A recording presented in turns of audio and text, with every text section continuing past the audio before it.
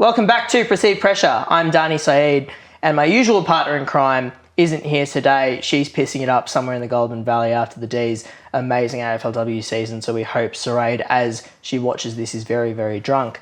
In the interim, we have my guest for today, Nine presenter, rugby league personality, writer, podcaster, Dunghutti woman, Gaba Wright woman, Marlee Silva. Thank you very much for joining me. Thank you so much. I always feel very uncomfortable with sort of having those whatever titles or roles kind of attributed to me, and I'm actually just kind of wish I was Saraid right now on the piss in the Goulburn Valley celebrating a great season. So, exactly. But yeah, happy to be here. I feel like it was not that long ago. We were having coffee when we first met, and you were talking about the concept of wanting to do something like this. So it's awesome to see it get off the ground. Congratulations. It is. Thank you. It's absolutely terrifying. It was.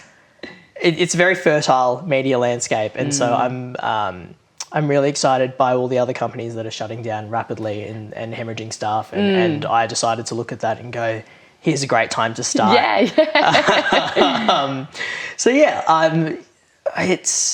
It's come a little way since that chat, and I'm so glad you've been so supportive of it.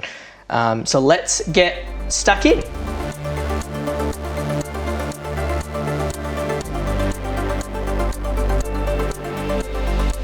Marlee, this kind of work can follow you around a little bit.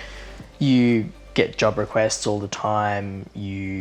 Media is famously difficult to sort of switch off and have some sort of work-life balance, and obviously you're in rugby league, and there's a rugby league heritage in your family, royalty, and you're dating a professional athlete as well.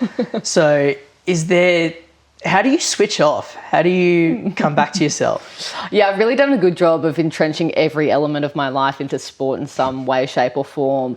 After being the kind of teenager who, because I grew up with a dad who was a professional athlete, really rejected that world and really was like, no, I don't want anything to do with it. I don't want anyone to ask me about rugby league. Yuck, that's not me. I just want to write poetry. And I studied creative writing at university. I had no intention of being in journalism. And I say that with very heavy quotation marks next to you, who actually does work in journalism. I think that in comparison to some of my colleagues and you know, exactly as you've described how hard it can be to switch off, I don't find that struggle. And I think I actually enjoy the melding together of my personal world and my professional world, because it doesn't feel like a job to me, which is the biggest cliche of all time, but it's very much a product of what my career started as. Like I said, I didn't intend to be in sports media. I didn't intend to be in media at all. I started my career in the non-profit sector, and I worked with Aboriginal kids to help them finish school and go on to university, and that turned into working for an Aboriginal communications agency where I was working on big reviews of government, policy and campaigns for Aboriginal community-controlled health organisations, and just being really deeply on the ground doing work with community, where as much as that was so fulfilling and I learnt so much and I got to connect with so many different mob from all over the country, it was impossible to turn off from that. That, when it's so deeply intertwined with your identity, and you are often very disappointed with the way that government continues to let people down, or how we seem to take one step forward and three steps back in lots of different areas, or I was just worried about, I don't know, land being sold off to mining companies, and just the rate of our kids who are incarcerated.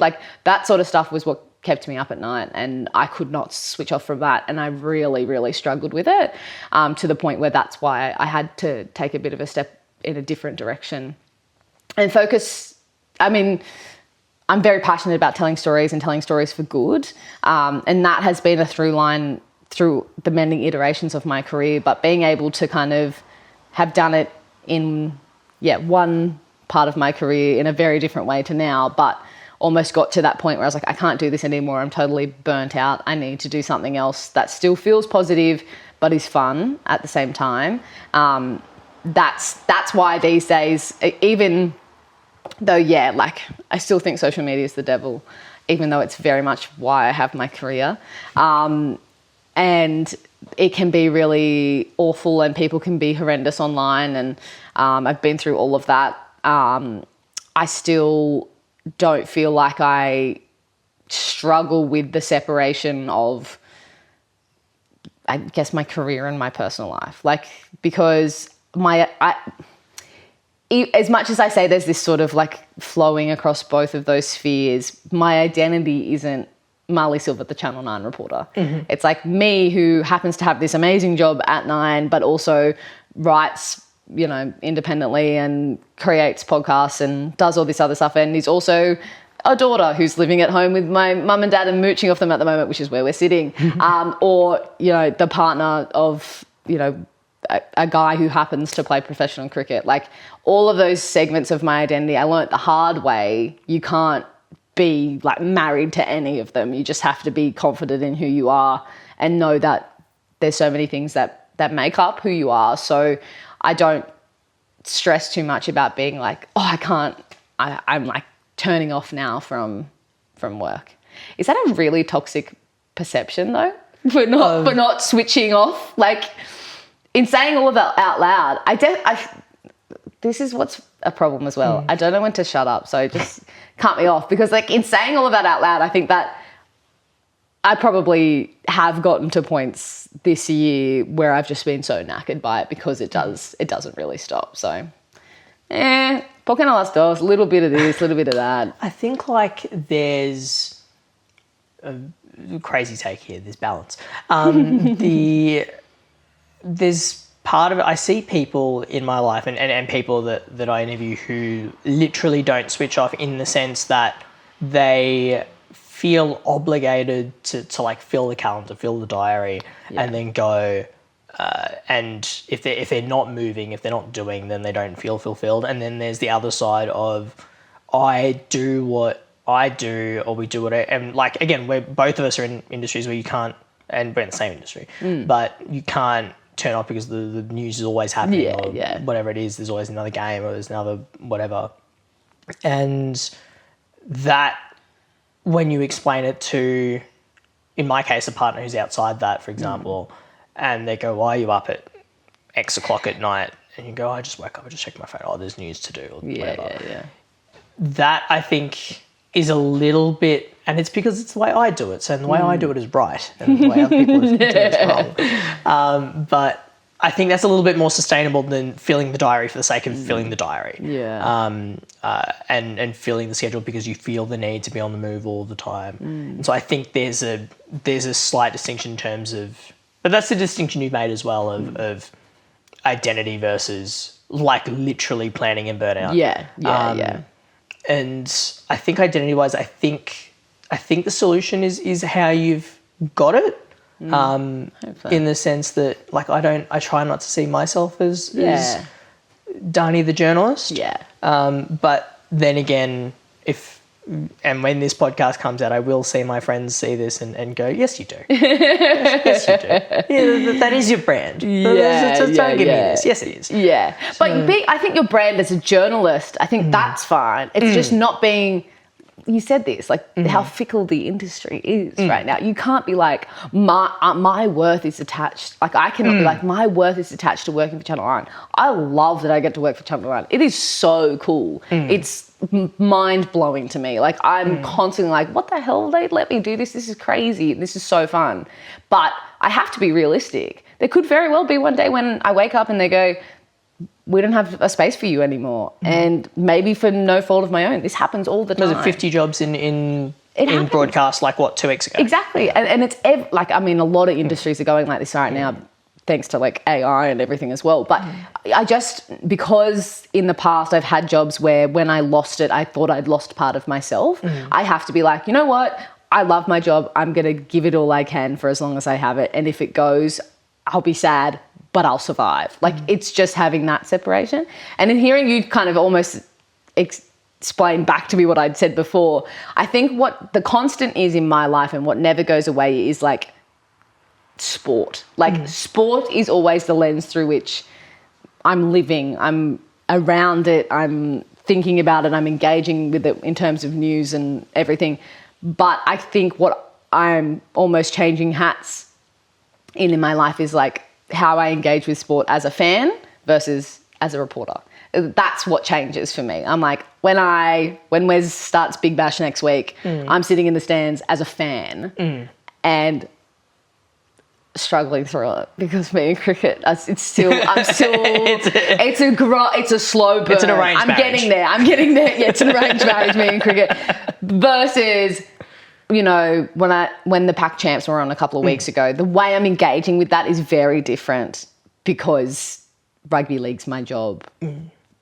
Even though I am still a fan. You know what I mean? It's towing the line, and I think that's how I don't feel burnt out by it, is being able to have fun and be the fan sometimes. And sometimes in the middle of a game at Suncorp, when I turn to one of my colleagues and it's Darren Lockyer and he's going, hey, was that a Category 2 HIA?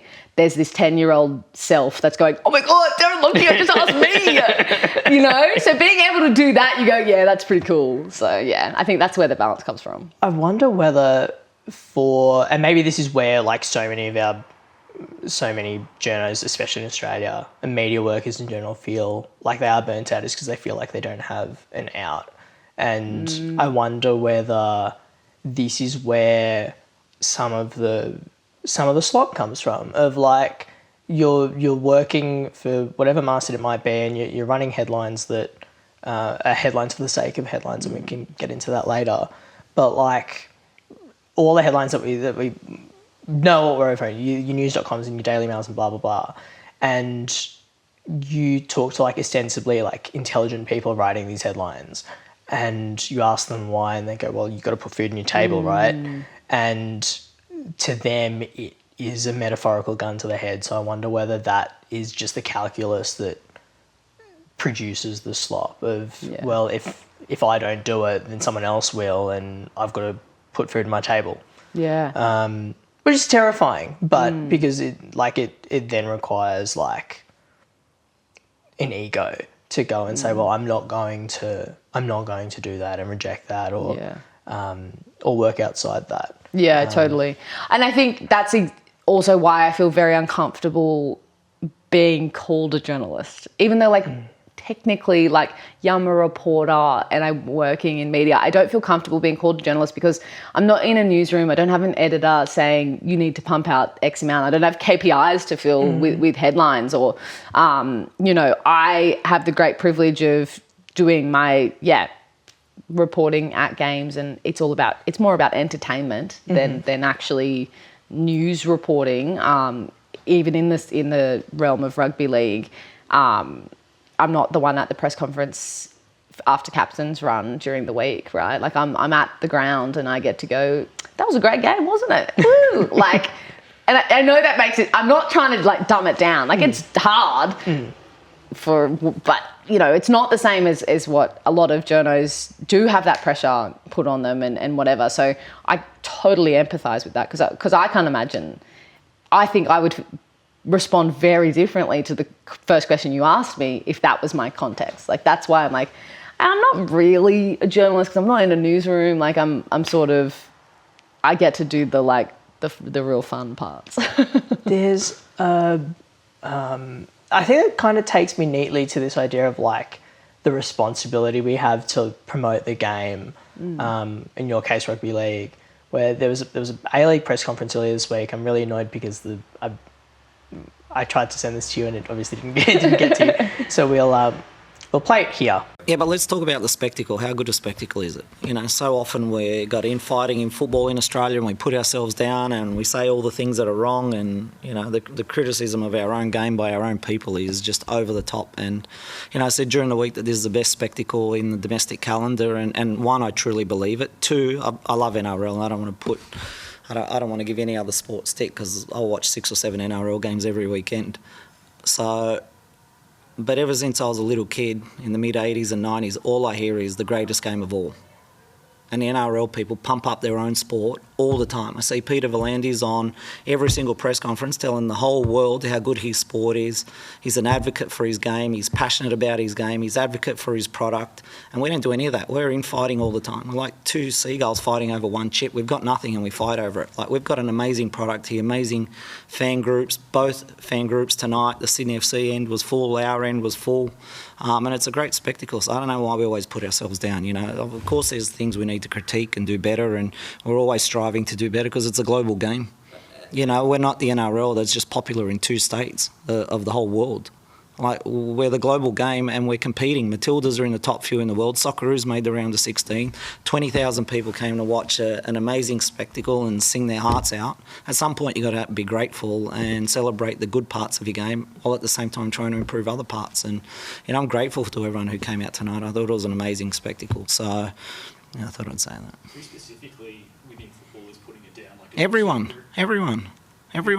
I don't hear that in the NRL. I just don't hear it in the NRL. I'm not in the AFL where they buy the last 20 pages of their newspapers. Like, I know they're going out of fashion, but you go down to Melbourne and it's just AFL. And come here and there's 5 or 6 pages of NRL. You guys are lucky to get a column, and then I read a column and it's all negative. Which coach is going to get sacked? Which player's playing crap? Which club is going under? Why don't we talk about all the positives in our game? Why don't we talk about all the young talent coming through? Why don't we talk about the Joeys winning? Why don't we talk about the young Socceroos, the young Matildas and Matildas? Why do we always have to put ourselves down? We can critique ourselves behind closed doors. Why does it always have to be public? Arthur Dillis loses 2 games, he's a shit coach, he made the grand final last year and all of a sudden he's crap, he's going to get... What a joke. I don't hear that in the NRL. Ever. I don't hear that in the NRL. He's a top coach, he made the grand final 3 months ago. So he was a good coach, he was the second best coach in the league, probably whatever, that's subjective anyway. Made a grand final and he's lost 2 games where they were the better team. If you actually critique the football match, they were the better team in the last 2 or 3 matches. Even last night at that, you know, Suncorp match, I thought they probably should have won, but they didn't. But critique the match properly. Is that a football thing, do you think? Yeah, of course it is. But we've been doing it for 40 years, not 40 minutes. It's happened my whole life. I've seen so many cycles of us just digging at each other all the time. All the time. Who's responsible for that? Are you saying it's... We all are. You are, I am, everyone is. Everyone, you guys sitting here, you're all part of it. I am, everyone. Every player, every fan, every member. Why don't we be positive and celebrate the good parts? We're not big enough to criticise each other. We're not the number 1 sport in the country. We're far from it.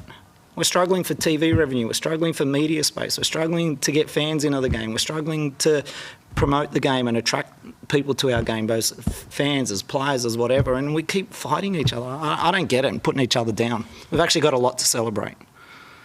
All those things that I said are all factual. They're not my opinion. Like, we took Argentina to the wire in the last Men's World Cup.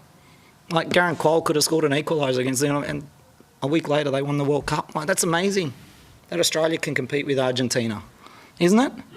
It's amazing that the Matildas are one of the best teams in the world. I get you. Is it on every stakeholder in the Yes. game, from administrators to fans to Yes. media? Yes, but you guys are key.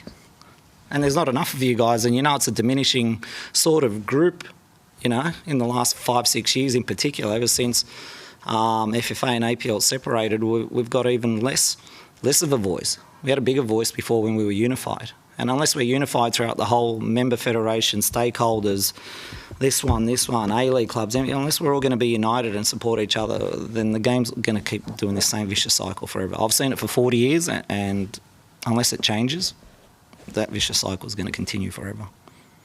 Do you have any ideas? Yeah, we just have to be positive and promote the good stuff. Honestly, do you watch NRL? The amount of times I've seen Andrew Voss commentate a game, and at the end of the game, I'm buzzing. He's the hype man. Yeah, but when do you hear him criticising the NRL? How many times? How many times do you see Phil Gould? Phil Gould will have a bit of a go. He's obviously a very smart guy, one of the top administrators in the country for me. Okay, they critique the game every now and then on a panel, but most of it's positive. And they'll find solutions there and talk about how they can make the game better.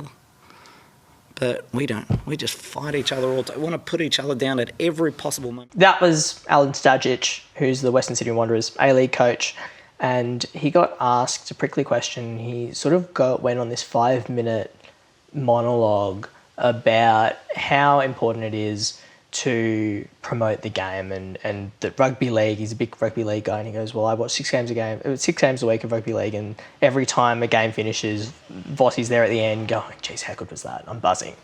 And he feels as though football doesn't get that same treatment from its press corps. Right. Because there's so much to criticise about how the Socceroos and themselves, the A-League or whatever, the APL, the Oz Champs, whatever. Is there a responsibility you think do you think there's a responsibility that you have as a reporter, journalist, however you want to style yourself, to promote the game, to feed the game? B, do you think rugby league does a good job of it? Because I see it as this soap, like it is the soap opera, right? And we off air we were just talking about West Tigers and like Whatever the hell is happening there. Exactly. My notes, I don't think we'll get into it, but my notes at the bottom of this Google Doc read, seriously, what the fuck? Yeah, exactly. Like, it is a soap opera and it clicks its socks off. Do you think there's an attitude within rugby league media of fundamentally everyone understands there's a civic duty to like promote the game? There might be someone who has a different opinion to me who works in this space, but my experience over the last 3 years of working at Nine and 2 years at ABC Sport before that is not a single person I have met who works in rugby league media isn't a massive rugby league nuffy. Like, we are huge fans of the game, whether you are a camera assistant or, James Bracey hosting. Like, we are huge fans of the game.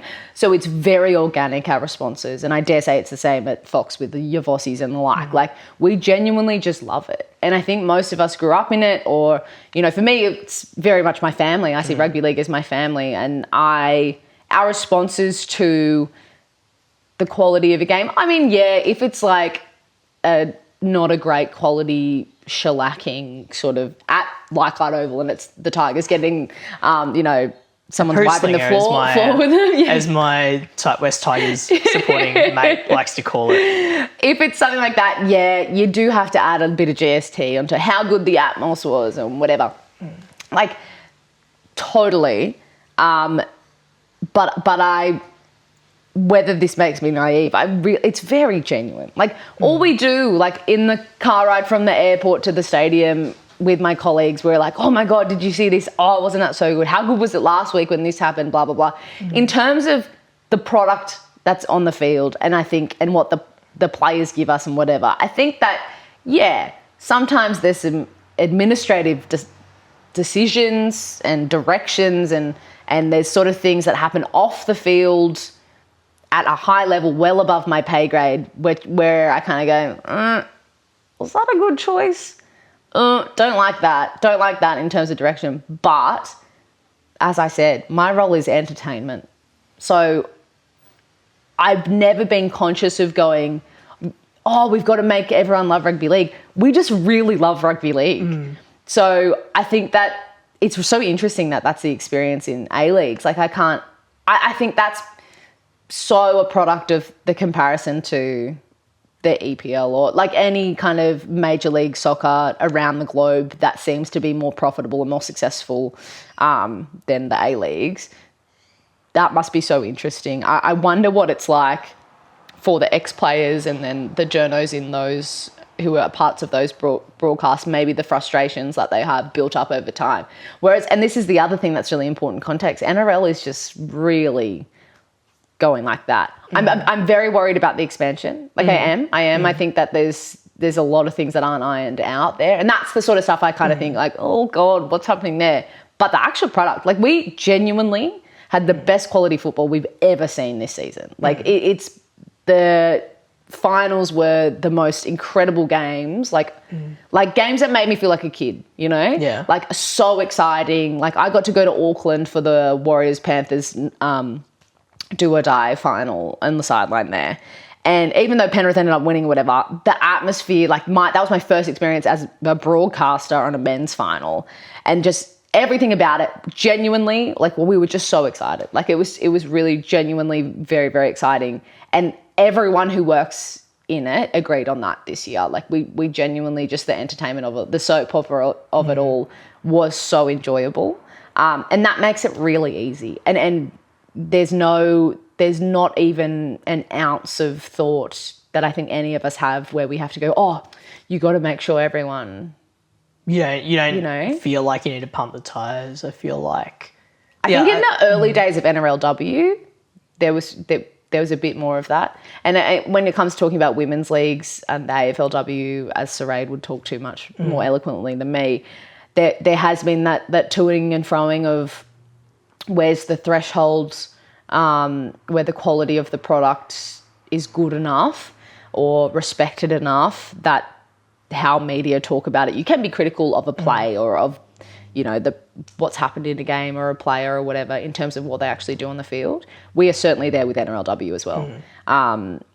But there was a time when it was, everyone, again, it wasn't even explicitly spoken about, but you kind of just were a bit lighter and were more focused on getting people to come and watch the girls. You know that the criticism cuts a lot more, right? And it's not even that. It's just the criticism.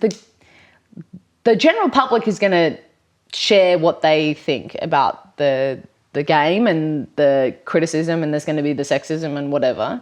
And again, because we're part of the entertainment, it was more about encouraging people to get involved with the women's game. These days, like, we have so many, again, of the greats of our game, men and women in our broadcast.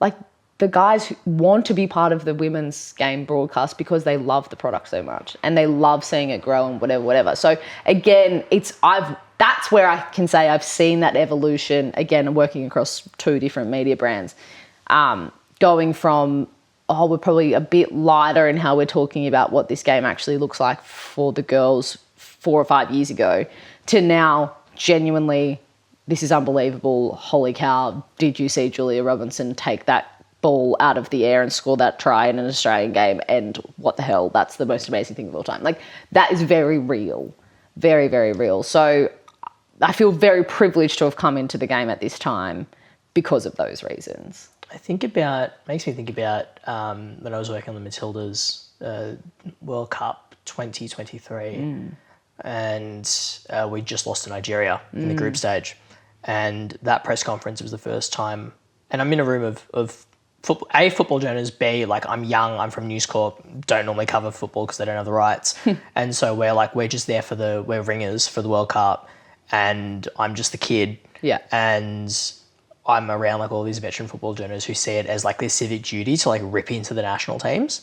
They see it as like, well, a national team that we're proud of is one that can withstand or that is subject to to whatever the criticism might be.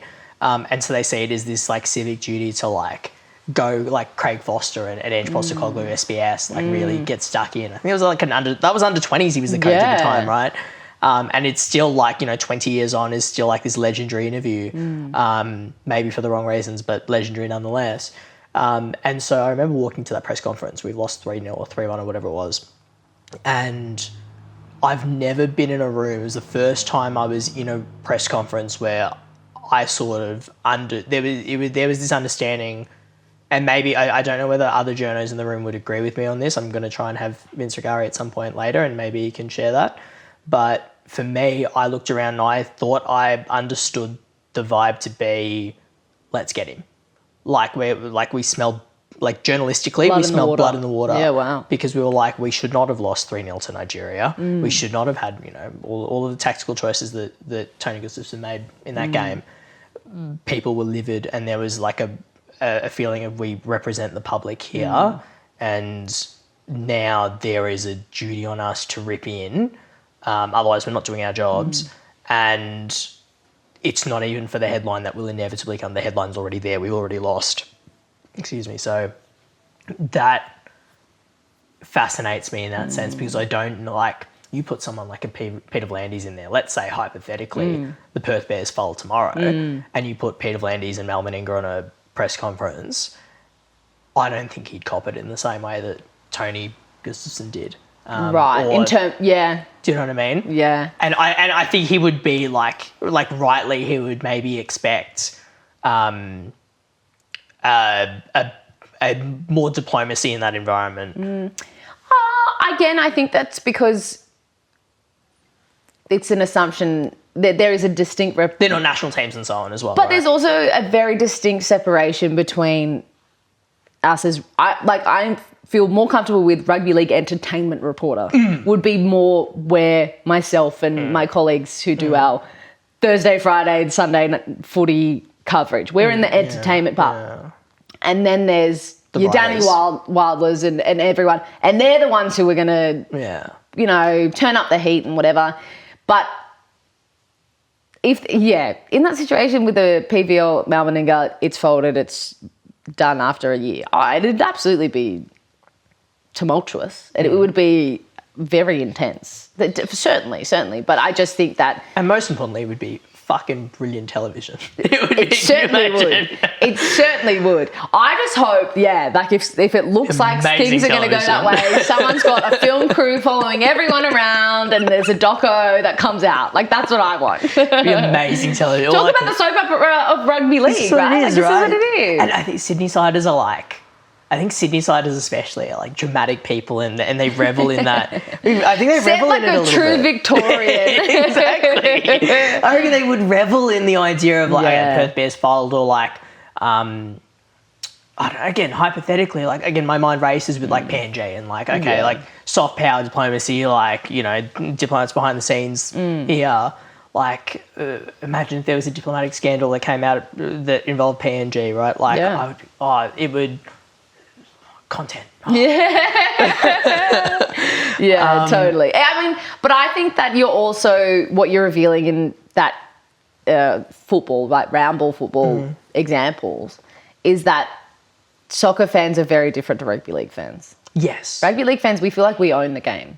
We're very proud to be rugby league fans. We're very working class. We're very fight for the battler. You know, live or die by our belief in the game, and we like to think of ourselves as better than AFL, which is ridiculous because we don't reach near as many people in terms of participation and like just the breadth of the country. But you know, we're better than them. We're better than the A leagues, whatever. We feel this great pride where I think AFL doesn't even think about us. The average fan does not think about us. An average AFL fan based in Melbourne. Who is a Collingwood supporter is just worried about how they hate everyone else as much as everyone hates Collingwood, right? Like, that's what they care about. They couldn't care less about rugby league. They're like, oh, yeah, the Storm play... Or the Melbourne rugby team. They never say rugby league. The rugby team plays across the road from the MCG. Like, that's all they can tell you, you That's know? exactly what it is. NRL, we are very proud. We're very proud, and we, you know... 40,000 of us travel to Las Vegas each year now, like, which is ridiculous. But, you know, very proud, and we're the greatest game of all. That's There's what a we call junket ourselves. I want to get on. Hutchie will never take this call, but Hutchie, if you're listening, go on junket. I'll have a look at it. He doesn't answer my emails anymore. I want to talk, and actually I think that's a good jumping off point to talk about the differences in how they treat gambling, because gambling and gambling advertising reform and gambling in sport has been sort of this big conversation this year, and I was sitting there thinking, how do I talk to someone whose expertise is in a sport that I didn't grow up with? How do I not sound like an idiot? And I genuinely, I once interviewed in a previous job. I interviewed Brandy once. Yeah. And my best mate, I don't think he'll mind me saying this. One of my best mates produced Brandy at the time, and I sat down, gave this interview. It was around Origin time, and gave this interview, and it was not a great interview. It was 15 minutes. You're self-aware enough to know that. It was not great. And I sort of got off the phone and I was like, that wasn't great, but I've got a line, I can work with it. Like, I was just considering getting the piece out. And I sort of, went to the pub the next week or whatever. And my mate says to me, he goes, so Brandy called me after your interview. He goes, your friend, he's not from New South Wales, is he? And so I was so concerned about that. And I thought, the distinction here is that rugby league and rugby league clubs feel so intimately connected with the league's clubs that they're associated with, and subsequently like rely so heavily on pokies, and I mean primarily pokies, but there's also, you know, Joel Kane's on Sportsbet ads, and there's 15 different ways, you know, the Roosters of Unibet, and 15 different ways you can bet on rugby league. Yeah. Is there a sense of, I guess, is there an appetite for change? There is an appetite in the AFL world, and it feels bottom up, and it feels like it's just the head honchos sort of pushing that sentiment back down.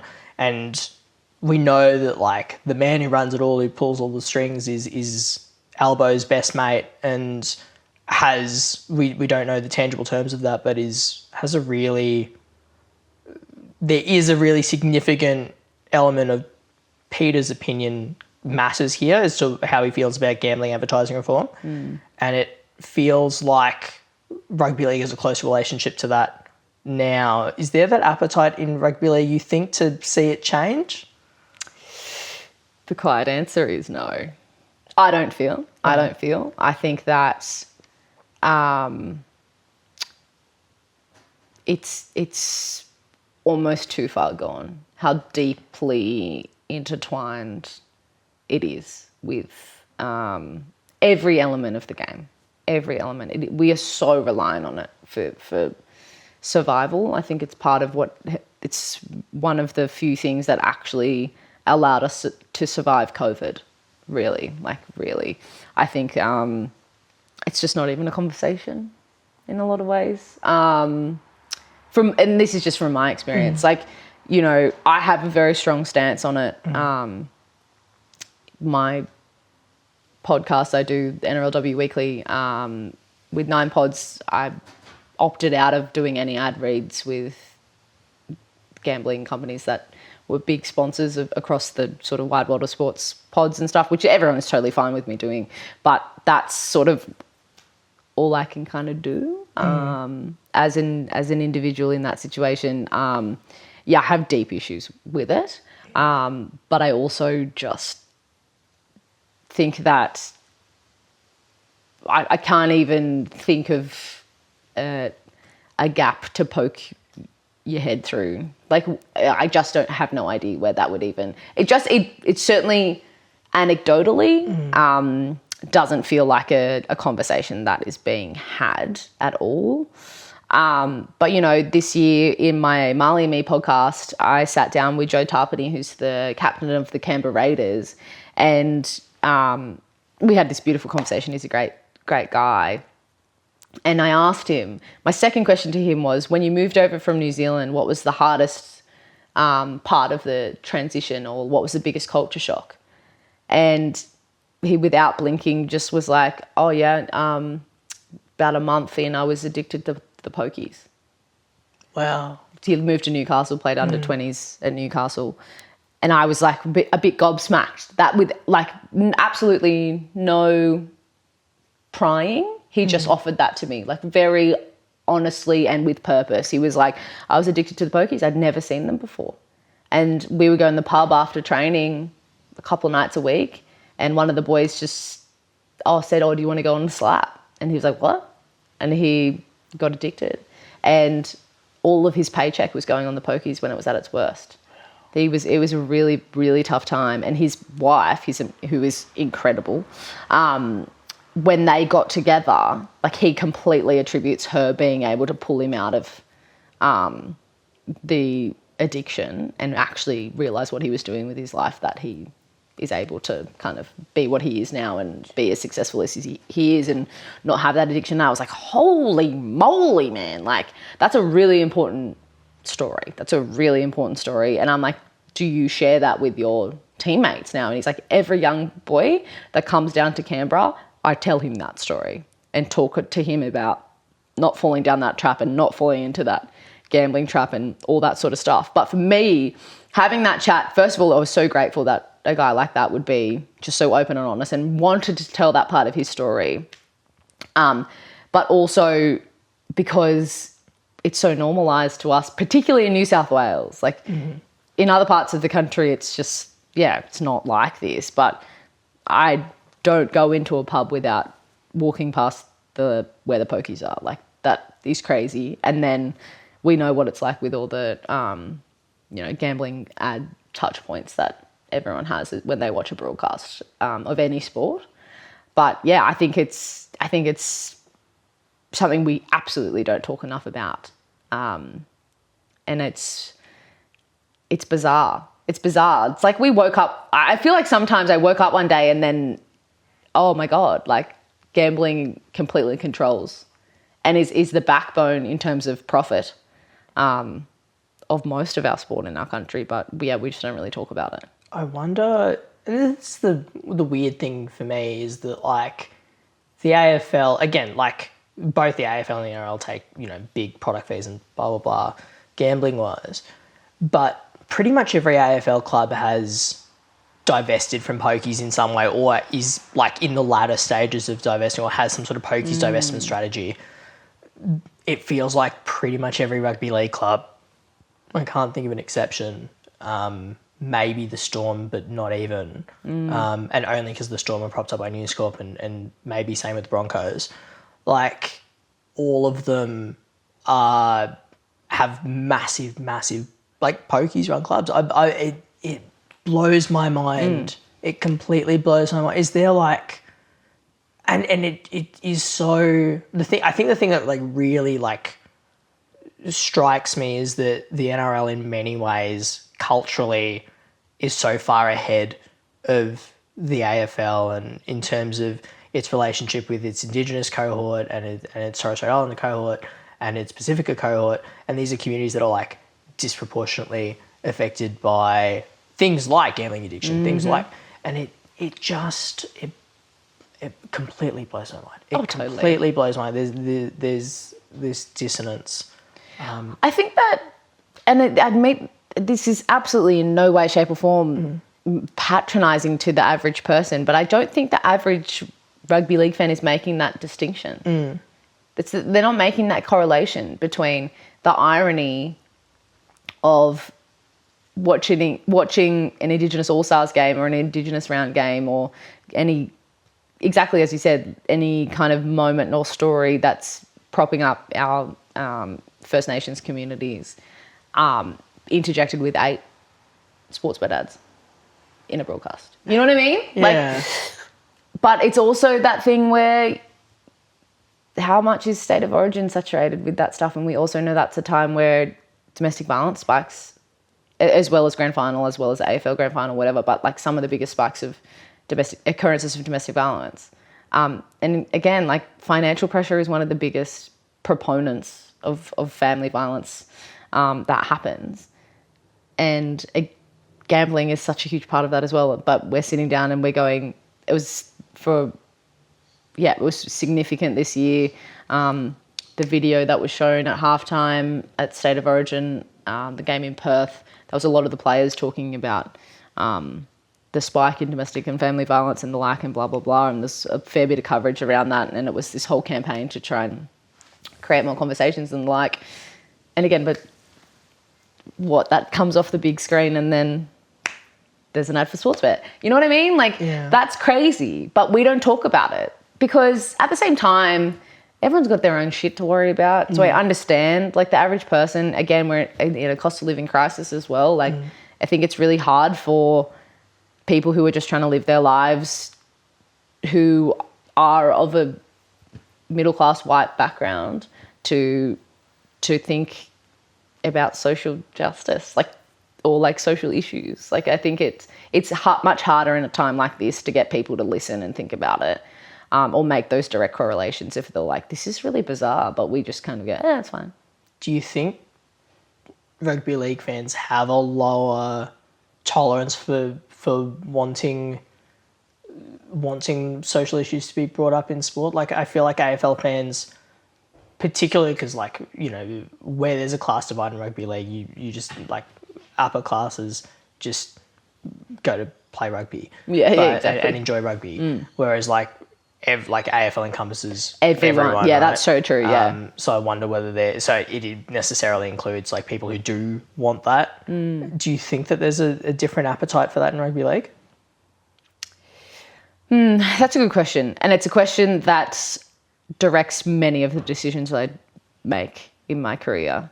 My Marlee and Me podcast is one that I see.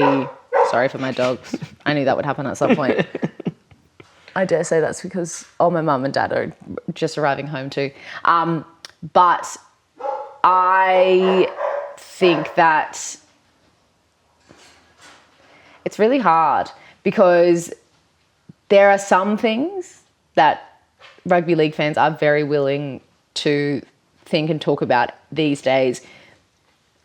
Oh, but I don't know. Like when I'm thinking about it, if you're talking about any of these things explicitly, it certainly doesn't seem like there is an appetite for it. But when it's packaged in the right way, like a All-Stars game or even the Pac Champs we just had, like the celebration of Pacifica culture and like how much the biggest players in the game, like your Payne Haas's, talking about culture and connecting with community in Western Sydney, Samoan community and stuff. Like that was like inherently talking about cultural pride and not necessarily explicitly any social issues there, but the importance of being a part of that community. There was definitely backlash still though.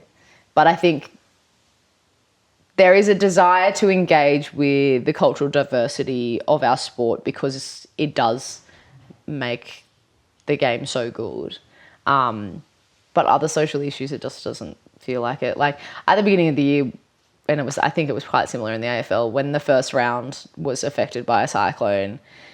And I'm kind of going, geez, didn't we say climate change was like going to affect our sport and like we should probably think about that because like, oh, it's crazy. Like it's crazy. It's going to get too hot. We got to start making roofs on, stadiums because like climate change. And, like no one wanted to talk about it though.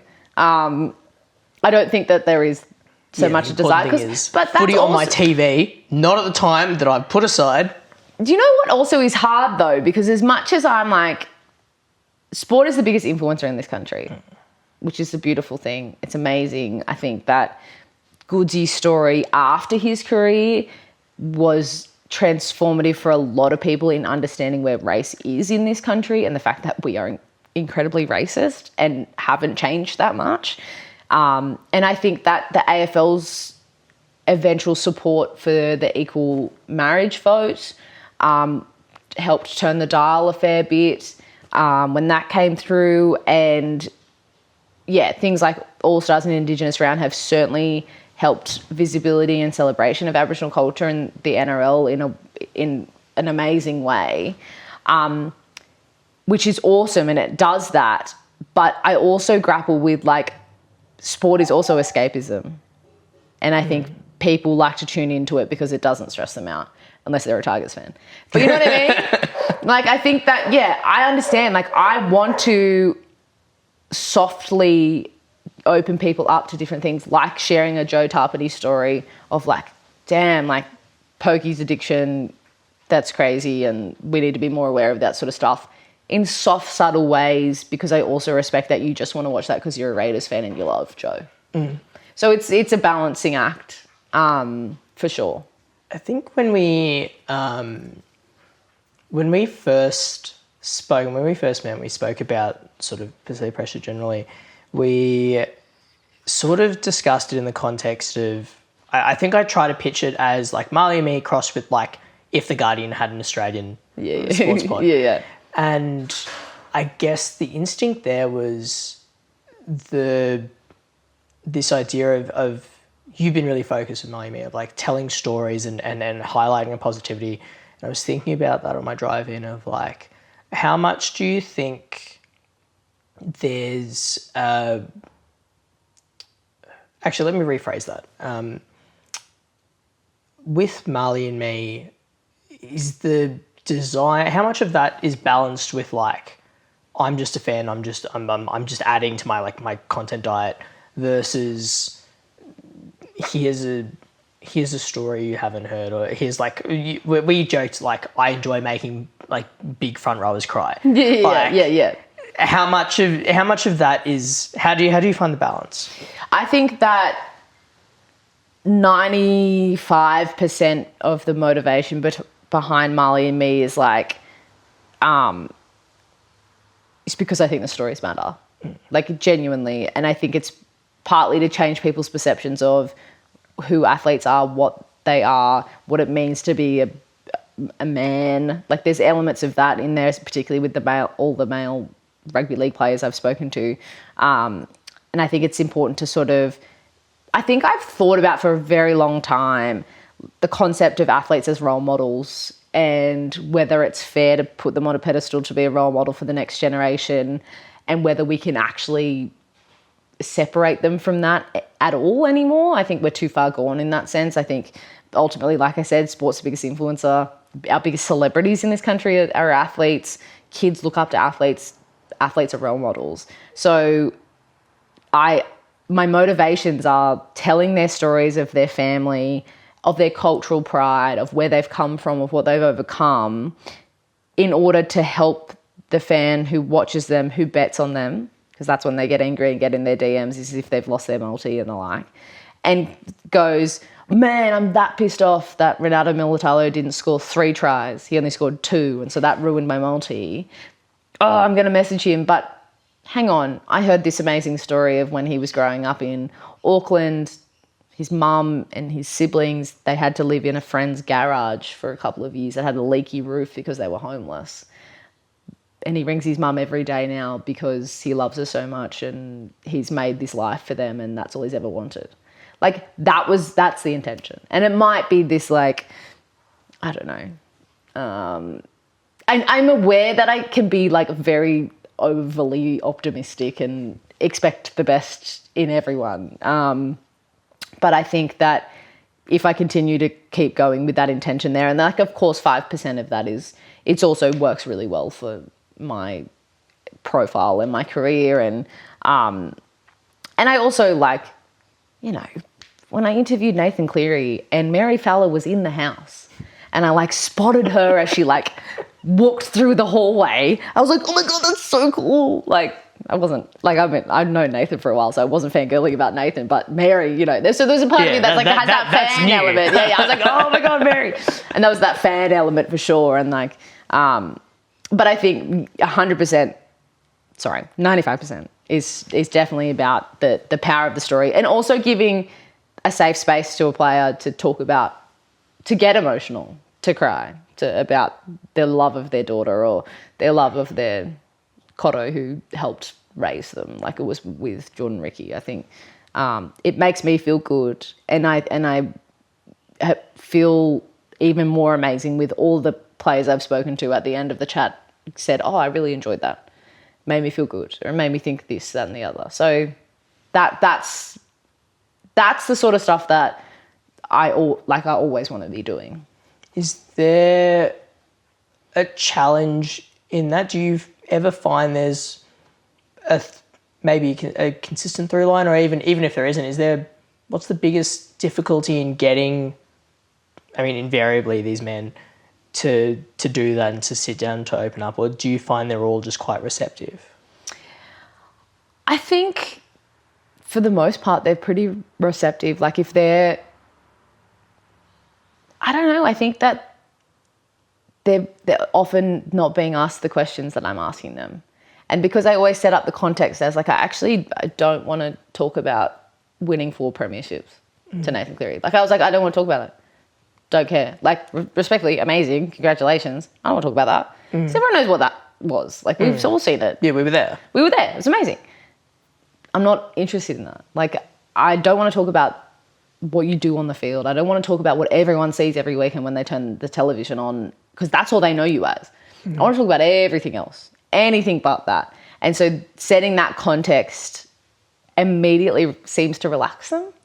So I think there is that stress that being like, oh, how do I give the like club approved answer of like our goals this year in the season? Because that's like, yeah, of course you're held accountable to your boss and that's your coach in this situation. So you're worried about saying the right thing and blah, blah, blah. Yeah, I don't care. I don't care about that. Have you ever had to coach them through that and go, hey, like, let's take this on the top, have a glass of water, respectfully don't care about giving credit to the boys? Nah, like, inevitably, all of the interviews that I've gotten is from me reaching out to someone, right? And in every, like, outreach, like, hey, I'm thinking it'd be great if we had a yarn. Just so you know, Marlee and me is all the chats about who you are and not what you do. Mm-hmm. And they seem to get it. Like, as soon as I released the first couple of episodes, it was easy to refer to that. Like, when I interviewed Valentine Holmes this year, he said, I was watching a lot of the videos before we sat down, and don't expect me to cry like Jordan Ricky. And I was like laughing. I was like, okay, cool. So, but you know what it's about then. And he's like, yeah, okay. So I think now there's this point of reference. So yeah, there's just like an understanding. And I think, again, like, before I was working in sports media, like, I was still always around bloody athletes. Just because you kind of never escape it when you're born into it. And for whatever reason, like, I've always just had mates who were in the NRL or, you know, was just living adjacent to sport. So there's sort of that familiarity. And I mean, living with Nico Hines for a couple of years just gave me mad cred. I wouldn't say that to his face, but it like gave me mad cred. Like, everyone was like, "Oh yeah, you're like Nico's roommate," and I was like, "Yes, okay, cool. Thanks so much, Nico. Thank you." Makes things heaps easier because they just know. Like, I don't want a gotcha moment. Like, I don't want to be like, "Hey, Kaylin, remember that time you got caught coming out of a bathroom stall?" You know what I mean? Like, no, I don't care. Like, I don't give a shit. I want to know about why you love your little sister so much, because that's cool. That's really cool. Like, and I think that that's what I've been most intentional in, is how the people I want to interview perceive me. So I think my reputation within the playing group is someone who just is pretty relaxed, and, you know, maybe not in a super cool way, but is just trying to be mates. I'm not trying to be mates. Like, I don't want to be best mates with these people. I just want you to feel comfortable to be yourself. Yeah. I was sitting there thinking about, made a joke on The Great Cricketer where you go, having the surname, having the lineage really helps. And there's heaps of, you know, Gen X blokes who go, geez, you take a play. Yeah. 95. Yeah. And is there a sense of, and you know, I'm acutely conscious this is probably something you get asked all the time, but is there a sense of, I guess, did you ever have some sort of imposter syndrome about it? You come through and people are asking about your dad and not you? I got a big enough ego. No, I'm joking. I didn't feel imposter syndrome.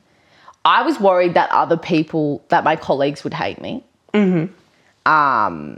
My non-ex-professional athlete colleagues, so like my journo colleagues, I really, and there's a part of me that kind of doesn't know if they do or they don't. This is just paranoia. But you kind of like, I probably look like I think in some ways, and I think my persona can be a bit like this as like happy-go-lucky person. So I just have this horrible feeling that I rocked up to my first day of work kind of like, I woke up this morning and I decided I'm going to be a sports reporter. Like, I think that's how I sort of came across, which is like... Not the case. Not the case. And I think I also could totally understand if people hated me for that. I totally get that. And I know, you know, thinking back to like earlier iterations of my life, even when I was like going through uni and like the first couple of jobs that I had, one which saw me as the co-CEO of a non-profit at 20, which was ridiculous.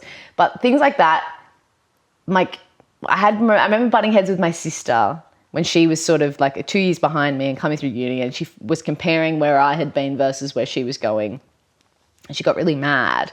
And she sort of explained to me, she's like, you just like, it's so easy for you. Like, it looks so easy. Like, you just go, oh, I'm going to do this and I do it. Younger sibling says it's harder for them. Yeah, But all right then. I think that... My little brother, 4 years younger, he'll watch this. Just so you know, I walk so you could run. I think I was raised by parents who are very, very hard workers, who grew up with nothing and, you know, were able to give us everything. But we were sort of taught, like I was just taught, you don't need, like, don't show people your struggle, or don't show people that if you are struggling, like, no, don't show people if the work is hard. Yeah, exactly. Don't show them the working. Don't let them that. see you sweat. Because people don't care. People worry about their own lives. That was sort of the perception. Like, no one wants to know if you had a hard day, like out in your workspace. That's what your family's for. That's what your friends are for. That you lean on them. In your workspace, go in and do your job. Put your head down, do your job, go, yep, great. I'm very grateful to be here, blah, blah, blah. And I think I've always tried to be the duck on water. And, like, sometimes I certainly haven't been that.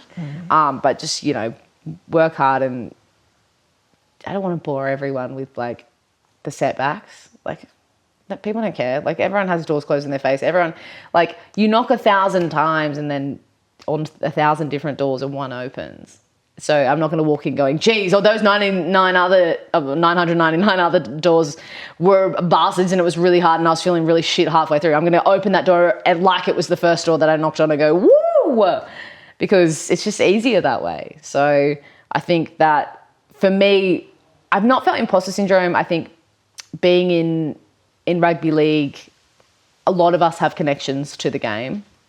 I feel proud. It's really nice to come into Nine and all of my colleagues having really beautiful things to say about my dad, and what he did or what he was like to play against or whatever. So that was nice. It was pride. It was just more worrying that I didn't want to look like I'd taken up someone else's spot when I hadn't worked really hard for it. When was the light bulb of, like, I don't want to be a poet, I want to do this? Bills. No. Well, it was in 2020. I kind of, publicly had a full stop put in front of me with the work that I was doing.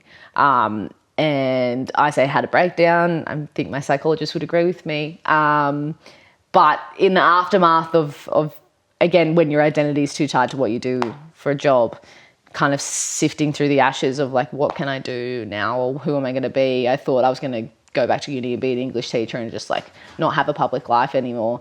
But I crave attention far too much. So what was happening still in COVID? Sport. So that was the only thing. And I've always been a massive fan of sport. I've always engaged in it as a fan. And like I said, been around it. You know, I've started with a podcast with my sister and our friend, Georgia, who lived in Melbourne, and we were spending a lot of time in Victoria in between lockdowns and stuff, and she was living with 2 Storm players. So it just, like, helped us. We were like, oh, Harry Grant, come on, like, cover the pod and whatever. And we were sort of building things and having a lot of fun with it. And that's where I was like, oh, this is cool. Like, particularly as I started to talk to more female athletes, I was like, this is the place I can go now. Because I was always very interested in Aboriginal women and Aboriginal women's stories and the kind of what needed to happen in terms of increasing representation and changing people's mindsets in that space. And then, again, that balancing of, like, social issues and whatever work I could do. I saw sport as a great avenue to do it. I guess and now that you're here, I guess, and I guess now you've got this sort of platform where your voice is, like, real credence now, I guess. I don't know about that. At least from the outside, and, you know, you can diminish it if you like to make yourself feel better. I'm Victorian, so make it what you will. It's fine, it's all good. But what's the game doing well? What? And conversely to that, where does the game need to go? What has the game failed at? What's the game need to do better? I hate doing this comparison. But where NRLW is at versus where AFLW is at. See, this is really interesting to me. So you think it's... Sorry, I'm cutting off the important part of the question. See, this is what I mean, not a professional. Sorry. I think we are light years ahead. And we certainly weren't. Obviously, we started after AFLW. We started with far less teams. For me, when it first came up, and at the time I was just a fan, I kept being like, why is it only 4 games? This is bullshit. Where, you know, the girls are getting crumbs and we're meant to say thank you, sir. Like, blah, blah, blah, this is bullshit. clearly people who are far smarter than me knew what they were doing. And the way that the professional league has grown and developed, and its development of grassroots rugby league competitions to have girls come through, we are seeing our first generation of girls who grew up wanting to be NRLW players, which was unfathomable to us, right? And the strength of the product is ridiculous. It's ridiculous where the girls have come from even 4 years ago. It was 2022. We had two, I think it was the same for AFLW. We had 2 seasons. Yeah. Two split seasons, COVID seasons, essentially. One at the beginning of the year, one at the end of the year, and we had State of Origin in the middle. That State of Origin game was a standalone. There was only one game at the time. It was in Canberra. And it is, I reckon you could, that moment in the timeline, you could look back in media, like that is the exact moment that things completely changed for NRLW. Because things were like bubbling away and things were getting better and better and better. But because the girls had all that conditioning from the first season, they were looking really good. They were so hungry. The quality of that game was not, like, we'd never seen that in women's footy, and it changed people's minds. And it had clear air on television. I was working at ABC down there on the sideline, but it had clear air on broadcast, and people just loved it. People loved it. And it from that point, then everyone tuned in for the second season for the back end of the year. And we're just in a really, really good position with the girls. Next year is a negotiation year for the next CBA. And there's a lot of discussion about when that next CBA comes into effect, it will make the girls full-time. Unbelievable. I really worry about losing momentum. I worry about there being, the powers that be kind of going, look at how good it's been over the last 10 years. Like, be happy with that and, like, stop complaining. And I do worry about the expansion of the men's game. Those are my worries, is like, we're, like, making some missteps from here, because we're in the best spot we've ever been across the game for sure, but particularly for the women's. And we can't lose momentum, and we can't take a misstep from here and fall backwards. Is there a sense of, and I'm curious about the feeling, because I know that expansion, like, this is the thing that my mates and people in rugby league come back to all the time. They go, obviously the key point of difference, but also the key reason why it works, why the NRLW has worked so successfully as a TV model, is because they go, okay, well, the on-field product is amazing. Yeah. The on-field product is amazing because they didn't do too much too quickly. Yeah. And now you've got, 8 teams now? 10 teams? 12. Yeah. And you got 12 teams now in the league versus, 19 in the men's, and not every team has a women's equivalent. Yeah. Whereas the AFL pushed ahead and said, okay, well, as a matter of urgency, every team needs to have a women's program, and you talent pool and so on. The argument for that being that it brings in fans of the men's team or women's fans of the men's team, and it takes them along on the journey, and now you're invested. Yeah. That certainly was the case for me with my team. But what do you do if you're a Bunnies fan and you don't have do you know what I mean? Yeah. I think so. A lot of, again, like I said, rugby league fans are very proud. So a lot of fans I know whose sides don't have a women's team yet, who are still interested in the women's game, go, well, I like Tamika Upton, so I like her, I'll follow her. It's a bit more of that American model, you know, where how in the States, like, LeBron fans are going to follow LeBron, right? Like, it doesn't matter. So it does feel like that's sort of the case for those that don't. It's actually the case for a lot of fans, I think, because we know in women's sport the fan is more interested in the player and the story than club loyalty. So there's a lot of people who, will just follow a player, or they'll always say to me, oh my God, Isabel Kelly, oh my God, Julie Robinson, oh my God, like, they just throw names at me. More than teams as such, unless they're teams in the grand final. Then they're like, I'm a diehard Broncos fan and I got 2 premierships in one day. Like, very happy about it. So it's cool. It's actually... I had that. I went to the game with a diehard Broncos fan. It was very happy time. My first grand final as well. Oh, wow. My first NRL, of any sort. I've never been to an AFL grand final. It was a great day. It was very good. Something else. I've never seen... That's unreal. ...anything like it. Yeah. And actually, that's a good point to jump into one thing I wanted to talk about, was Reece Walsh specifically. and not so much just Reece Walsh, but this idea that I think he's a fascinating case study of like the villain, or what the media wants out of a player. Yeah. And I remember being in these newsrooms where like Reece Walsh works amazingly for a news.com or a Daily Mail because, you know, Walsh is 5 characters, fits on a short headline, fits on a social headline. He's very like aesthetically distinctive, right? Like he's got the eyeliner, he's got the really like pretty strong eyes. Yeah. And that pops in a thumbnail. But then there's the other parts of he's the best player in the league. He's, Clive does these amazing things. He's also drinking toilet water. So like all of these things come together and it clicks its socks off. But I was thinking this at the game where we're at the pub in Olympic Park and someone had bought like a plastic toilet as a prop, and then there's photos of him drinking from that very same toilet afterwards. Stunning. Very funny.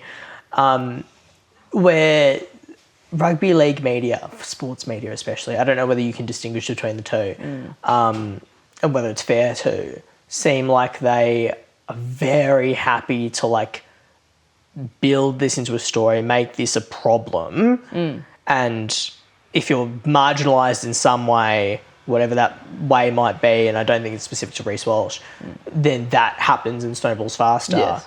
And then you get to the end of the game and he's played the game of his life. And I remember like listening to the Clive announcement and he goes, oh, who else but? Yes. Who else but Reece Walsh? Yeah.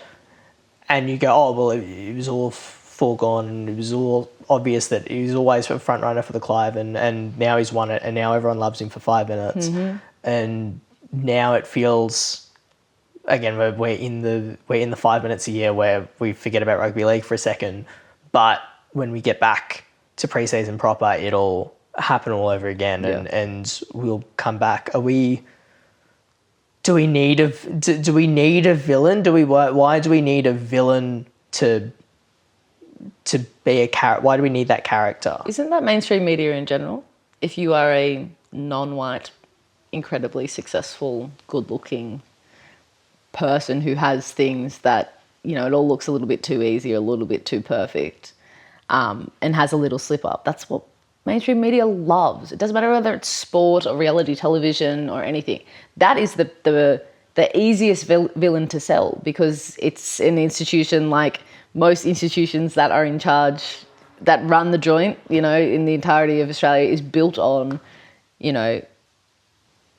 white being the best example and non-white being, if it's being a very fragile landscape. Like if you are a prominent person of colour in this country, it's very fragile. And it can go like that. And so he was the perfect target. That's what we love. We love to do that. And I just think if Reece was a white guy who, all the things that he's been picked on for and attacked for and whatever, I just don't think it would be the same as if he was white. And if he had come from an affluent family and, didn't have a kid at 18. Like it's like our media landscape is very classist as well. And Reece is a special case study in my own mind and heart as well, because I just think like having sat down and yarned with him just as a young man, first of all, I was like, oh my God, you are 12 years old and I want to protect you, and you are a baby who's had a baby and is also just had to grow up in the spotlight. And he's like so not a bad person, like such a lovely guy who just cares about his family. And all of that is completely missed in the media landscape. And I really, all through this year, the persecution of Reece Walsh in rugby league media really did my head in. Like it really upset me because I was just so mad. Like when he was like the first couple of games, or there was like he just had a bit of a bad couple of games. Yeah. Bad couple of games.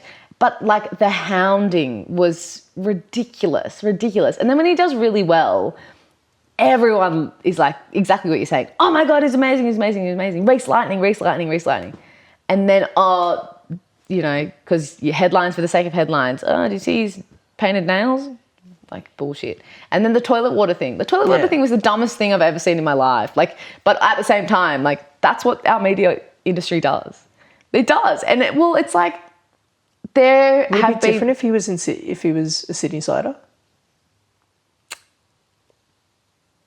It is an intense spotlight in Brisbane for such a rugby league town. I don't know. But I also think of like Latrell Mitchell went through the same thing.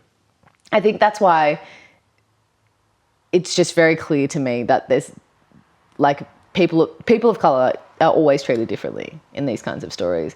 And Latrell, who is like one of the most community-minded, like no one knows the level of stuff that he does for community. I did an event with him a couple of weeks ago, and some of the things he was telling me, she was like, I don't want anything to be public, blah, blah, whatever. But I was just like, you are so community-minded and so, like, again, we talk about role models and all this sort of stuff. But the way he has been persecuted through his career, like, yes, there was that video and he obviously was doing the wrong thing, by the looks of things, whatever. And Reece had the same thing. He got caught with a bag of Coke or whatever. Did the wrong thing, fronted up to media as a 19-year-old and was like, I did the wrong thing. Also, I wonder, like, I'm gonna pick on that for a second, but like, I've been in those newsrooms. I've been in those press boxes. It's Sydney. There's a reason, like, Sydney... It's hypocritical. It's deeply hypocritical. The circles that Sydney media run in, not just Sydney, but the East Coast Australian media run in, Australians in general, my understanding is per capita, despite the fact it's 5 times more expensive than anywhere else in the world, Australians are the highest consumers of cocaine in the world. And, you know, all the more power to you, blah, blah, blah, no judgment, etc. But, like... Again, because he's an Indigenous bloke, because he's, and white AFL players get the same treatment as well. Yeah, I wonder whether we'll ever be at a point. Is there too much of a tall poppy intersection here, where like we one day will not give a shit if a bloke is caught with bags in toilets? Yeah, I just think it shouldn't be so shocking. Like it seems it's that real shock value, and it's for an older generation than us. I think we have a huge problem with drugs in this country that we don't talk about, and like it's like the social thing. Like it's completely normalised, and that's not okay. But we don't treat it as that when those kinds of stories come up. It's the whole they're meant to be role models and da da da. I'm like, shut up. Talk about the broader thing. Like he's going to get in trouble in the way that he will and should get in trouble in his work and blah, blah, blah. But when I raise those two examples with Latrell and Reece, I can give you 25 other examples where it's, white guys, whatever. But they have that one indiscretion and that's sort of it or whatever. But it's like that becomes a string of like, this is what we told you they were going to be like. Because, isn't that weird that this, or, Latrell didn't sing the national anthem. Oh my God, blah, blah, blah, blah, blah. Oh, what a G up. He's draped in an Aboriginal flag for the NRL season ad. Remember that was a big thing? Yeah, it was ridiculous. God, yes, like, I do. Stupid stuff. Like all of that is compounded and it's just different. It's different if you are a white boy who went to a private school and converted from rugby union to rugby league when you got scouted at 17. It's very different. It's very different. And we don't like to talk about it. But I think like the treatment of Reece as someone who doesn't fit into the box of what a rugby league player looks like, dresses like, acts like, speaks to an issue that we certainly have within our industry. But it's also because it gets clicks. I wonder... This is the other thing is like, even when I remember covering with Latrell, do you remember when he got racially abused by that kid out at, it was out in Penrith, but it was a Roosters fan. Yeah. Yeah. And I remember covering it through that, and I remember interviewing him not long after, and remember thinking, A, why the fuck had Fox put him up for interview? It's absurd. Because it was like 2 weeks after. But B, like even as it was Fox Sports News and it was this rolling ticker of like Andrew Abdo coming out and announcing, doing a full press conference on like the latest development in like disciplining like a 16-year-old kid or whatever it was. And and there's a press conference around whether or not Latrell's going to press charges and all the rest of it. And I wonder whether we do them a disservice as media by focusing on it as intensely as we do, even when we're quote unquote on their side, right? Because you again, also know Trell how is the people are going headline. to, and you also know how people are going to, the people who are racist are going to lean into how much you're covering. Leave the comments on. Happy days. Go to work. Yeah, exactly. Like, you're right. There is a sort of like, well, where's the duty of care and all of that sort of stuff. It's tough because you just want people not to be shit, but you can't police them. Like, it's really hard. But I just think, that's, for me, there's definitely some shortcomings within the industry with how we deal with those Do you ever talk to? stories. Do you ever have what are these conversations like when you have them with people who are behind a Channel 9 mic, names, people who are respected as media personalities who propagate it, or who at least maybe don't propagate it, but are the face of it for media companies? What do they say when you say, hey, it's a bit much? Your segment last night on Reece Walsh was a bit much. You've gone too hard on Latrell. Are you having those conversations? No, absolutely not. I'm not. I'm having these conversations with black athletes. Like, I'm having these conversations with the athletes. I was living with Nico when his mum was in court, going through that whole situation. And I was there on her sentencing day and seeing, like, journos I know out the front of the Downing Centre and all this sort of stuff. Like, it's weird. Like, so we've been having these conversations. I've been having these conversations in private for a long time, or like in social settings with people, but I don't, because I kind of also am like, I don't know if it's my place. Like, I don't know if it is. It's more, I just feel like I can't tell people what to do, but I can do my kind of journalism differently. So I'm very conscious of the language that I use if we're doing a segment on, like, I remember quite distinctly being at Suncorp. Everyone was blowing up. He didn't play very well in a game in Canberra. I reckon that's what it was. It was a game in Canberra, and then the following Friday This is Nico. No, this is Reece. Sorry, Yeah. I'm jumping back now. This was this year when he went through his, like, form slump. Oh, yeah. He played a poor game in Canberra, and he just got hounded all week, and it was bad. And I spoke to someone who knows him, just like, I just wanted to know how he was doing, sort of whatever. And, like, she was like, yeah, it's pretty bad. And one of the segs that I had to do was talk about his form slump. And that was sort of the way it was sort of framed to me, whatever. And I don't know if it makes any difference in the world, but the way that I introduce that segment and start discussing it with my colleagues comes from a point, like, I just changed the way it was being set up. You know what I mean? It was like, the Broncos got a loss last week. It's been a lot of conversation about Reece, but we know he's a great competitor. What will he bring tonight out on the field? Instead of going, there's been a lot of criticism about his form slump and he didn't do this and he hasn't shown his pace and whatever, which is the original expectation of what I was supposed to set it up as. It's small things like that I try and do, rather than thinking I can have any kind of conversation with anyone, because I'm also not qualified and I also am not in charge. Like, I just know what I can do. I'm kind of like, as much as I feel these things quite strongly, I can't tell people what to do. I'm just thinking about, I guess, that dichotomy between, how you move through the world versus that athlete and being cognizant of that. And this might be the last question. So think of something along the way. This has been great fun. I love these chats. This is why I chose to, also because we're doing it on a shoestring budget. I chose to do these in people's living rooms because we don't have studios. Yes. But I think this is also a great format for doing that. And this has been a great chat. But I guess thinking about that, that dichotomy between how you move through the world and how an athlete moves through the world, simultaneously dating an athlete.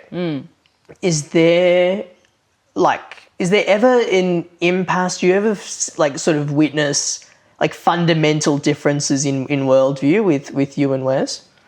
How do you mean? Like I think about like in the way that like me and my partner come from very different worlds. She's an academic, she's a biologist or an ecologist, I should say. Yeah. And so subsequently, like we'll go and she was raised as an army kid. Oh, wow. And so there's different ways in like how she sees the world because she was raised as the daughter of a high-ranking British Army officer. Yeah. And so there's that of like even our early conversations around like that are political and around colonialism and I don't think I've ever not had a white girlfriend that hasn't had to like that hasn't sat down in tears and like really like seriously grappled around colonialism. But like, do you ever have that where you go, oh shit, I actually don't think about the world in the way that you do because you were raised A as an athlete, B with a, in a different... Yeah, I mean, I think naturally, similarly, as an Aboriginal woman, you're never not having a conversation like that with a partner, but Wes is Wes' mum is Sri Lankan. Exactly right. So yeah, like it's been interesting the like compare and contrast of our experiences and like how he wears his identity, and I think like he's felt a lot of strength in his cultural identity over the years that we've been together because of how proud I am and how it's been for me. But in terms of his athlete worldview, that was something that was just very familiar to me. And I think, as much as growing up and having been around so many athletes, I was like, oh God, I don't want to date one of them. Of course I did, of course I did, because I know this. And I think what's important is that I've known from the get-go that whilst he's in the prime of his professional career, there's a lot of things that are going to come first over me. And I've always just known that, like, games and training and just a lot of sacrifice. The physical state you're in as well, I guess, right? Yeah, exactly. We currently live in 2 different states. No rugby league in Adelaide. Exactly. And, like, there's a lot of sacrifice that I just knew. Like, there was no part of me that was going, oh, what? What do you mean you can't come? Or, like, oh, why can't you just move to Sydney? Like, that I think has been valuable for us. But the biggest thing is just like how different cricket is to rugby league. Worlds apart. What's the biggest one that you didn't realise would be different? Because this is also fascinating to me because I grew up, again, like Wes, I grew up, and actually not that far, like both Southeast boys as well. Yeah, right. I was born in Brighton. Yeah, there you go. And so there's that, I grew up kicking the Sharon before, and now, honest to God, I moved to cricket clubs this year. Yeah. And I moved to a club, I moved to Western Suburbs. Yeah. And so like old school, hard-nosed, same as the rugby league club, like old school, hard-nosed, working class club. And in my mind, there was no question that we would be playing. But our head coach, I don't think you'll mind me saying this, jokes, I fucking hate Mexicans. I hate the Victorians. Don't give me this Victorian nonsense. Don't give me AFL. Right. And so there was no doubt in my mind that like rugby league touch would be part of the one. And I can't throw I couldn't throw a rugby league ball properly. It didn't, like the movement patterns didn't make any sense. I had like consulted, I got one of my mates, Kempsey boy. Yeah. I said, hey mate, got a ball. Can you just teach me? Brought me down. He goes, I'll show you the video afterwards. It's pathetic. But they do it. They do this at Saka. All their Shield games, they play touch. This is what I don't understand it. Like fundamentally, like there's a different culture in New South Wales coming from Victoria. I didn't understand for a long time. What's the, I guess, biggest difference? It just made me realise how bogan I am. Like we are so bogan. We're so bogan. Like I was like, oh shit, we are like so bogan. Not only being a rugby league family, but like mum and dad grew up in Mount Druitt, but now we live in Cronulla. And there's something about that just it tickles a different part of your brain. We're just very bogan. I think the Shire is very bogan. We're very bogan. And that was just emphasised. Like he's, went to De La Salle college and he plays cricket and they have tea time and it's very nice. And now he's at the SAC of members and they also dance and dance and they talk what funny. the hell? And they have accents. What do you mean? But like, Why actually, does he talk funny? this is my favourite thing of all time, is my first experience of him going on a Mad Monday. Like, right? Okay. And I think this is an East Coast versus everyone else thing as well, but also cricket versus rugby league.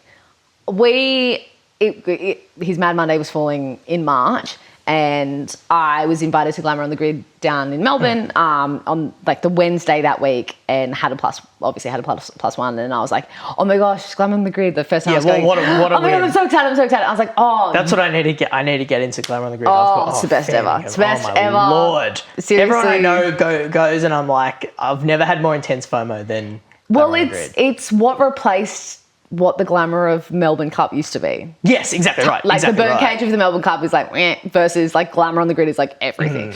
Anyway, it's a lot of fun. But this was the first time I was going and I got the invite, and then we were, at the time he had been like, oh, 100%, like I'll be there, whatever. And then we realised that's when his Mad Monday was falling, and I was like, oh, that's all right. Oh, my sister will love getting the call up, like, you're not going to be able to come. And he goes, that's on the Wednesdays, isn't it? And I was like, yeah, but like Monday is a week. It's a week. It's a week.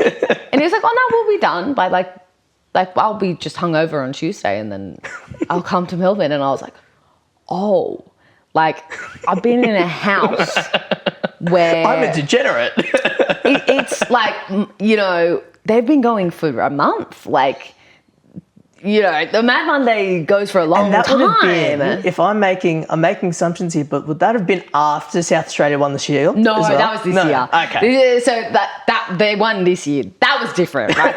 Obviously, they went for a long time because they won it. But like in rugby league, Yeah. you can be out of the 8 and your Mad Monday still goes for a week. Exactly. Like it doesn't matter. Like, and it goes for a long time, and it's never just gone for one day. But because they hadn't won anything, I don't think they did very well that year. Yeah. They were like, oh yeah, like of course we're gonna have a great time, but like we don't need more than 24 hours. I'll see you in Melbourne. Don't worry about it. And I was like,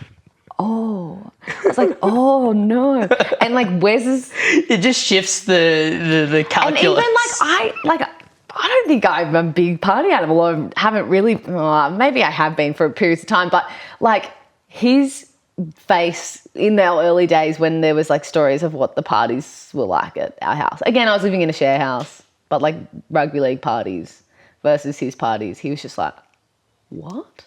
Like, oh my God, crazy. This is degenerate behaviour. I am just a bogan who is feral and like, oh my God. So that was a big culture shock for me, is like, oh, they're just like polite and like professional and well educated and all of the above. But now he's the biggest rugby league fan of all time. Excellent. Yeah. Who does he go for? The Bulldogs.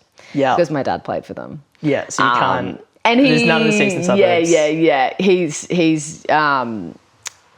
big into the Dogs. He's been a Saints fan his whole life. Yeah. Dodge that bullet. But Dodge that. That's my old man. Dodge that bullet. Yeah. And I think the heartbreak made him vulnerable, right? So he, even though he did see Nazai Wangani-Milera at the gym the other day and got very excited. So I'm like, that might bring him back into the fold. But he kind of didn't even care about AFL this year at all. He was just cared about my Dogs. He kept being like, my Dogs. And then when they lost the final, it was the loudest I've ever seen him and the saddest I've ever seen him. Man, I'm really sad about how I came to rugby league, because I moved to Sydney, right? Yeah. You've got to have a team. Yes. And I'm brown and Pakistani, I'm Muslim. And so my family are all from Bankstown, Clondell Park. And so there wasn't really, but I lived with them for like 5 minutes. They still are out there, but I didn't really engage with rugby league at that point. So then I was in Young Labour at the time, and so, in a way, Sydney Uni.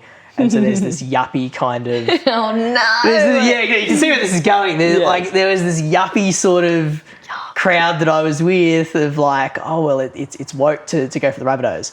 And Do you know what I mean? Yes. Like, it's like it's very like legitimate working class history, but also it was before your time. You were born in 2004, don't give me that. Yeah. And so there's this thing of like it's woke to like performatively support the Rabbitohs. I remember having like a real argument with witnessing a real argument between a Rabbitohs supporting friend of mine and a Bulldogs supporting friend of mine. They were arguing over which one was more working class. It was a dumb argument. That is so dumb. But this is the kind of things you have in like Young Labour where it's got to be performative.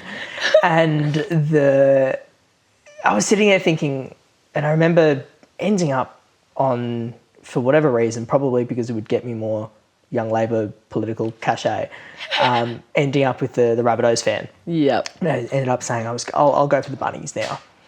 And sort of followed them vaguely. I didn't really closely follow them, and that's now like that's where I'm at. With like you can't change a team, but I feel I go to a Dogs game, I go to an Eels game, and I go these are my people. Yeah, these I can't believe you didn't become a Dogs fan. In that context, that's ridiculous. This is my thing, right? And so I said to Have you ever been to Belmore on a game day? I've been meaning to. You have to. I've been meaning to.